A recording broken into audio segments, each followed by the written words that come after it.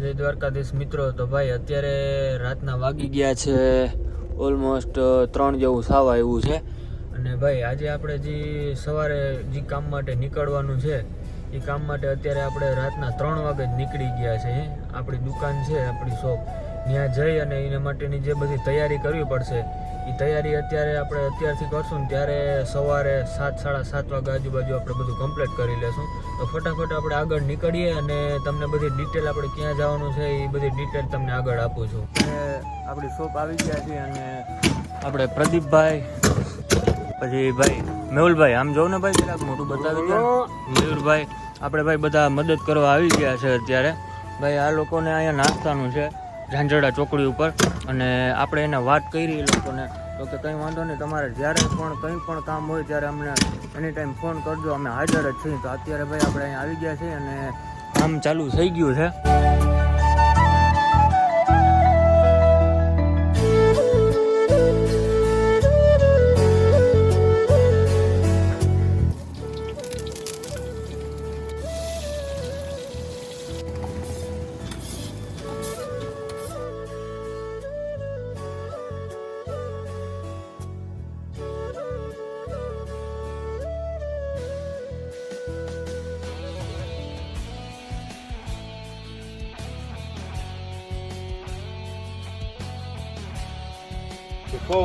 Process પૂરી થાય છે. હવે હજી બાકી છે. શું પ્રોસેસ પૂરી થાય? હજી તો પેલો ઘાણો હશે. હા, પેલો ઘાણ નીકળે છે.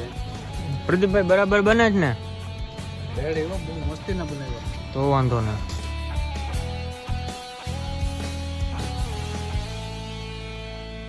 ખૂબ મહેનત કરે છે આપણા મેહુલભાઈ ને પ્રદીપભાઈ ને. સામે ઓલી બાજુ હા પેકિંગનું કામ ચાલુ થઈ ગયું છે. તો હજી વાં કામ બાકી છે ને અહીંયા જેટલું તૈયાર થતું જાય છે એટલું આપણે પેકિંગ કરતા જાય છે. આ રીતના નાના પેકિંગ આપણે તૈયાર કરી લીધા છે.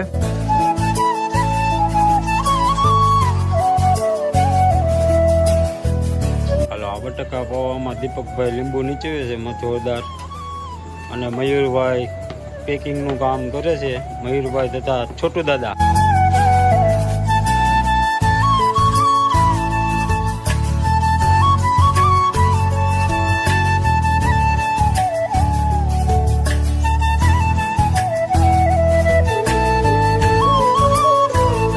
ઓલમોસ્ટ લગભગ બધું પતવા આવ્યું છે. પેકિંગ બધા કમ્પ્લીટ થઈ ગયા છે. હવે બસ 8 થી 10 પેકિંગ બાકી રહ્યા છે. આપણું બધું કામ લગભગ હવે કમ્પ્લીટ થવા આવ્યું છે. તો ઓલમોસ્ટ બધું કામ આપણે પતાવી લીધું છે અને હવે બધા પેકિંગ તૈયાર થઈ ગયા છે અને આપણે ગાડીમાં ગોઠવી દઈ. ભાઈ મયુરભાઈ થોડાક આમ નજીક રાખો, હા ઓલી બાજુ ન રાખતા. બસ એક લાઈનમાં બધા ગોઠવી દો. ભાઈ ફાઇનલી આપણે બધું કામ પતાવી લીધું છે અને પેકિંગ તૈયાર થઈ ગયા છે. ઓલમોસ્ટ બધું કમ્પ્લીટ થઈ ગયું. આપણે આ કામથી ફ્રી થઈ ગયા છે. ગાડીમાં ગોઠવાઈ જાય એટલે આપણે હવે ફ્રી અને 7:30 વાગે આપણે નીકળવાનું છે અહીંથી.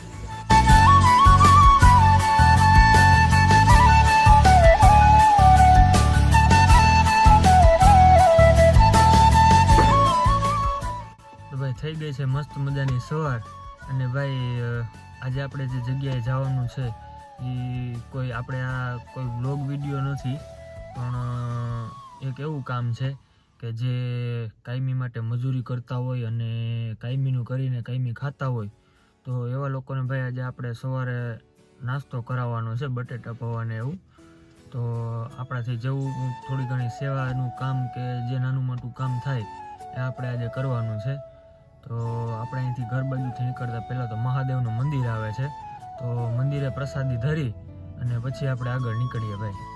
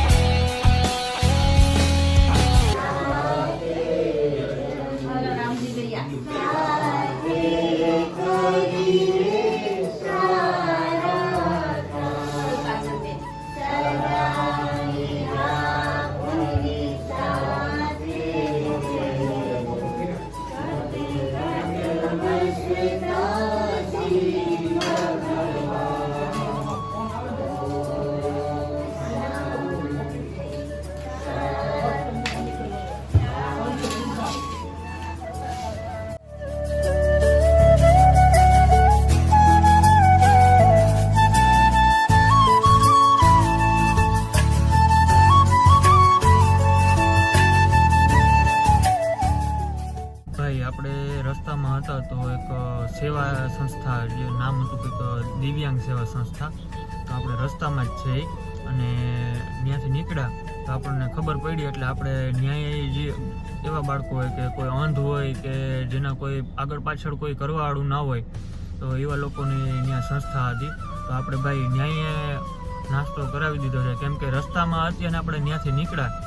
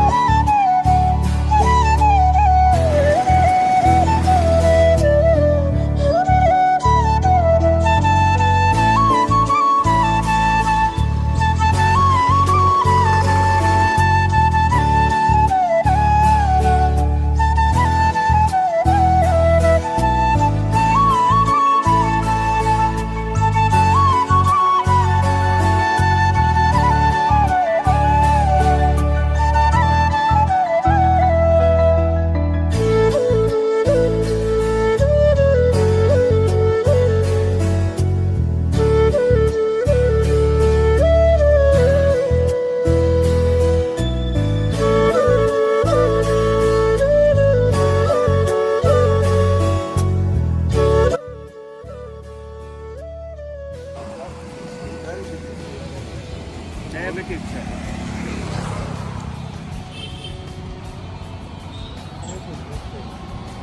એમાં લાકડી કોક લઈ ગઈ લોકો મારી. લાકડી મને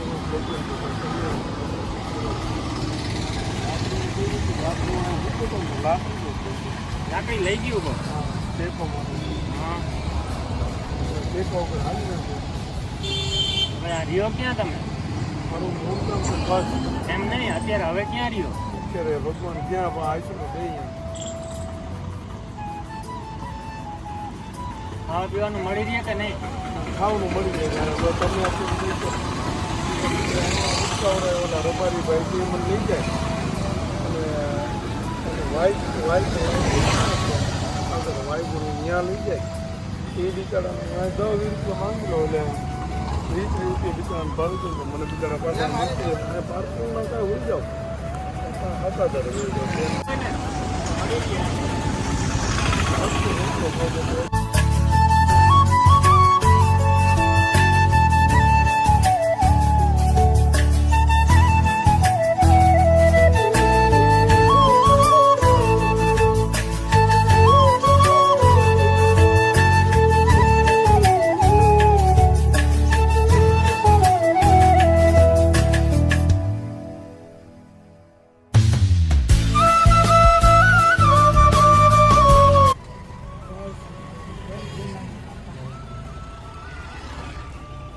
જોઈએ તમારે ખાવું વધારે?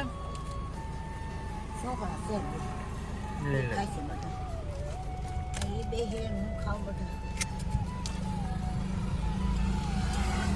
जय गिरनारी। जय गिरनारी, जय गिरनारी। बड़ा प्यार से मिलना सबसे दुनिया में इंसान है। क्या जाने कुछ बेगन बाबू मिल गया भगवान। वाह भाई वाह। जय गिरनारी। जय गिरनारी, जय गिरनारी। ऐसे वाला काढ़े पनाजी मां हाल्या लागतो। ના ના હારું હારું. ભાઈ મારી 80 વર્ષના છે, એમ કહે છે કે મારે 80 વર્ષ થયા છે અને હજી એને એમનામ એ પોતાના ઉપર એમનામ કોઈની એને જરૂર ન, લાકડીના ટેકાની એને જરૂર નથી પડતી.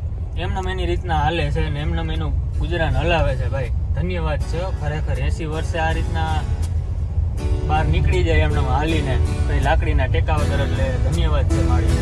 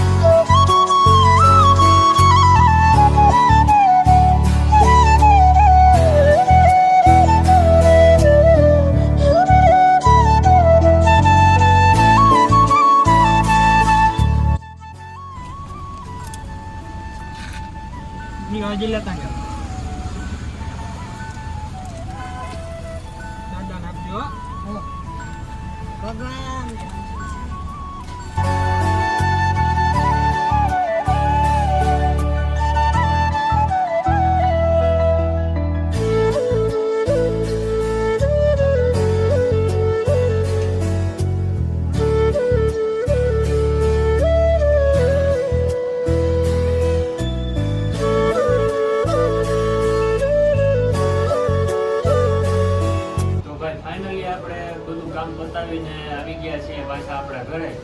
અને ભાઈ આ વરસાદની હમણાં જે વરસાદ થોડા દિવસથી ચાલુ હતો એના હિસાબે આ જે મજૂર વર્ગ હોય જે કાયમનું કરીને કાયમી ખાવાનું કરતા હોય એ લોકોની આપણે પરિસ્થિતિ જોઈને ભાઈ કે કેવી પરિસ્થિતિ અત્યારે લોકોની થઈ ગઈ છે. તો ભાઈ આવા આપણે થોડી આપણે બધાને મદદ કરીએ ને ભાઈ તો એ ઘણું થઈ જાય એના માટે. અને બીજું એ કે આપણે કહેવાય છે ને કે ફૂલ નહીં તો ફૂલની પાકડી, એના જેવું છે ભાઈ. આપણે આપણી પરિસ્થિતિ પ્રમાણે આપણે થોડું ઘણું જે પણ આપણાથી થઈ શકે ને એટલી આપણે મદદ કરવી જોઈએ. અને ભાઈ આપણાથી જેટલી મદદ થાય એટલી આપણે કરતા રહીએ આગળ. અને ભગવાન આવા કામ કરવા દઈએ આપણે આવા થોડા કામ કર્યા રાખીએ. તો ફાઇનલી ભાઈ હવે પછી આપણે મળીએ છીએ નેક્સ્ટ વ્લોગમાં. જય દ્વારકા.